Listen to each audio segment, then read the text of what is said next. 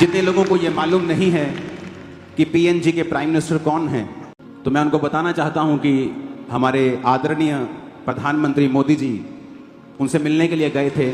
उस वीडियो को हम देखेंगे। प्रधानमंत्री Narendra Modi group of 7 G7 देशों के शिखर सम्मेलन के लिए जापान की यात्रा के बाद अपने 3 देशों के अपने दौरे के दूसरे चरण के तहत रविवार को पपुआ न्यू गिनी पहुंच गए। पीएम मोदी का वहां जबरदस्त स्वागत हुआ। विमान से उतरते ही मेजबान देश के प्रधानमंत्री जेम्स मरापे ने पीएम मोदी के पैर छू लिए। पीएम मोदी का ये स्वागत इसलिए भी खास है क्योंकि पपुआ न्यू गिनी में कभी भी रात के समय किसी देश के नेता का स्वागत नहीं किया जाता है, लेकिन प्रधानमंत्री मोदी के स्वागत के लिए ये वर्षों पुरानी रिवाज को भी बदल दिया गया। ऐसा पहली बार हुआ था कि कोई इंडिया से कोई भी उनके देश में प्रधानमंत्री या कोई भी जो सदस्य है, उनका जो अतिथि है, मेहमान है, वो उनका शाम को कभी भी स्वागत नहीं करते। ये उनकी रीति रिवाज में है। लेकिन ये पहली बार था कि इंडिया के प्राइम मिनिस्टर हमारे गए और उन्होंने उनका स्वागत शाम को किया और उनको सम्मान दिया। और जब मैं प्राइम मिनिस्टर साहब से मिल रहा था पपुआ न्यू गिनी में, पीएनजी में, और जब मेरी उनके साथ मुलाकात हो रही थी वहां पर, तो उस मुलाकात में मैंने उनसे पूछा, मैंने कहा आपने हमारे देश के प्रधानमंत्री जी का स्वागत किया तो मैं आपका शुक्रगुजार हूं इस चीज के लिए भी। उन्होंने कहा कि बहुत लोगों ने मुझे पूछा कि तुमने पैर हाथ क्यों लगाए। उन्होंने कहा कि मैं एक पवित्र आत्मा से भरा हुआ क्रिश्चियन हूं और मेरे जीसस ने मुझे झुकना सिखाया है। तो मैंने भी उनको बताया कि मेरी इस सेवकाई की शुरुआत जब हुई थी तो मेरे घर में आने वाला हर एक क्रिश्चियन पास्टर उसके मैं पैर धोए बिना वापस नहीं भेजता था। तो जब मेरी उनके साथ ये बात हो रही थी और वो बता रहे थे, और मैं हैरान था कि वो सिर्फ उस देश के प्रधानमंत्री नहीं हैं। मैं आपको बताना चाहता हूं वो इटली से, जर्मनी से भी बड़ा देश है अगर आप उसे स्टडी करेंगे तो। वो सिर्फ उस देश के प्रधानमंत्री ही नहीं है बल्कि अपनी जाति के मुखिया भी हैं। उनकी जाति वहां की सबसे बड़ी जाति है, तो उनका बहुत ऑनर है। और उन्होंने मुझे बताया कि यूएन जो है, यूनाइटेड नेशन, जिसके सामने सारी दुनिया के प्रेसिडेंट्स, प्राइम मिनिस्टर सिर झुकाते हैं, वहां पे उनको हेड बनाने के लिए वो सोच रहे हैं।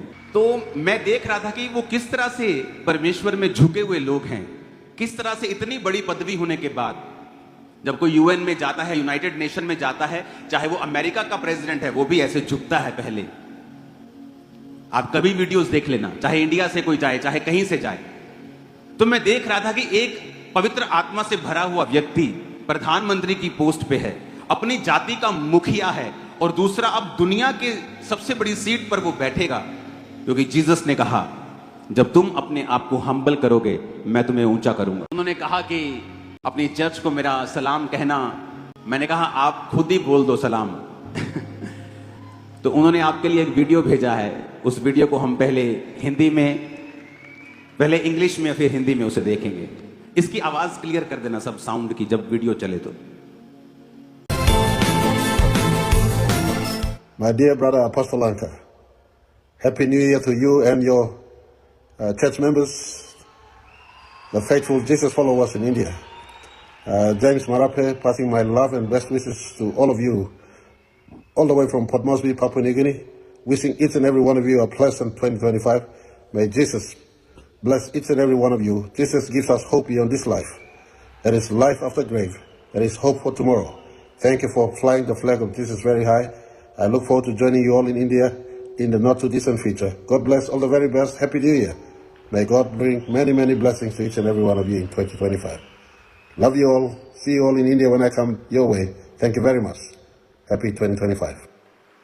अब हिंदी में उसे सुनेंगे ट्रांसलेशन करके।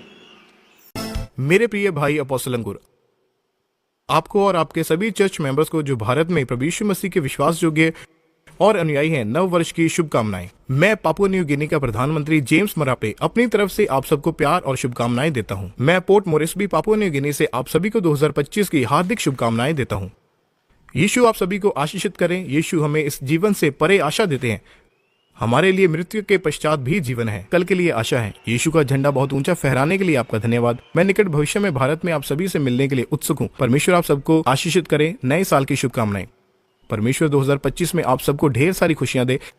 आप सबको बहुत बहुत प्यार। जब मैं भारत आऊंगा तो आपसे मिलूंगा। 2025 खुशियां भरा हो। मुझे वो बोल रहे थे कि मेरे पास कैमरा नहीं। मैं कहा कोई बात नहीं, आप अपने फोन पे बना के भेज दो।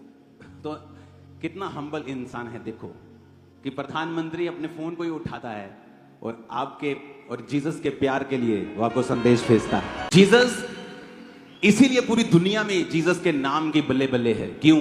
क्योंकि जीसस ने प्रेम, नम्रता, बिना डर के बोलना सिखाया है।